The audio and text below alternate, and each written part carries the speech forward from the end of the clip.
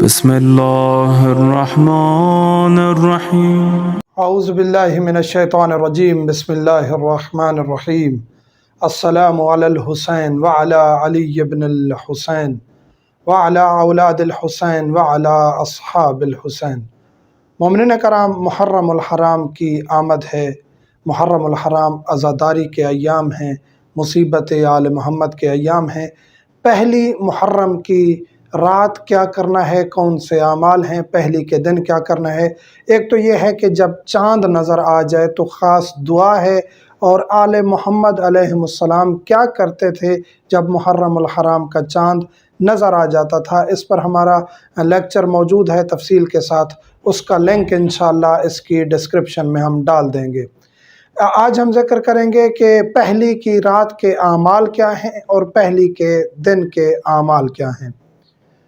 ایک تو یہ ہے کہ پہلی محرم الحرام کی رات چاند دیکھنے کے بعد آپ نے مغربین پڑھ لی، رات کو کسی بھی وقت 100 رکعت آپ نے نماز پڑھنی ہے، دو کر کے، سورۃ حمد دوسری میں سورۃ توحید، اسی طرح ہر رکعت میں 2 سورتیں پڑھ کے 2 رکعت کر کے اس کو مکمل کرنا ہے۔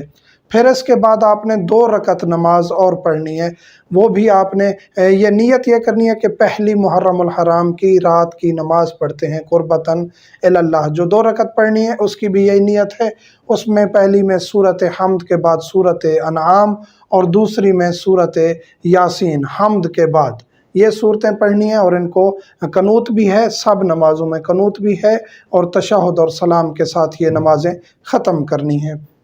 اس کے بعد دن کے اعمال، پہلی محرم کے دن کے اعمال کیا ہیں؟ وہ یہ ہے کہ دن کو روزہ رکھنا ہے۔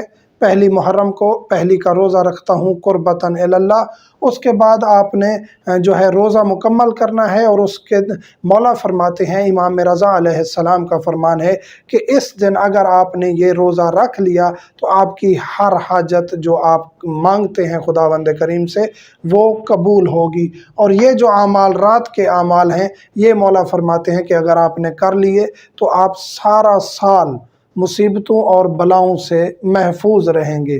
تو یہ ایک تو حزن اور عزاداری کے ایام ہے، جو ہی چاند نظر آ جائے تو آپ نے حزن اور عزاداری میں چلے جانا ہے، اس کے ساتھ ساتھ اللہ کی عبادت بھی جاری رکھنی ہے۔ فقط ماتم اور مجلس کافی نہیں ہے، خداوند کریم کی ذات کے آگے واجبات کو بھی ادا کرنے ہیں، اور اگر آپ یہ اعمال کر سکتے ہیں تو بہتر ہے، ان اعمال کو انجام دیں۔ اگر ایک شخص کہتا ہے جی میں واجبات تو پورے کر رہا ہوں، اس کے بعد میں عزاداری میں مصروف رہتا ہوں، تو کوئی حرج نہیں، عزاداری کا بھی اپنا ثواب ہے۔ مومنین سے ملتمس ہوں ہمیں دعاؤں میں یاد رکھا کریں۔ والحمدللہ۔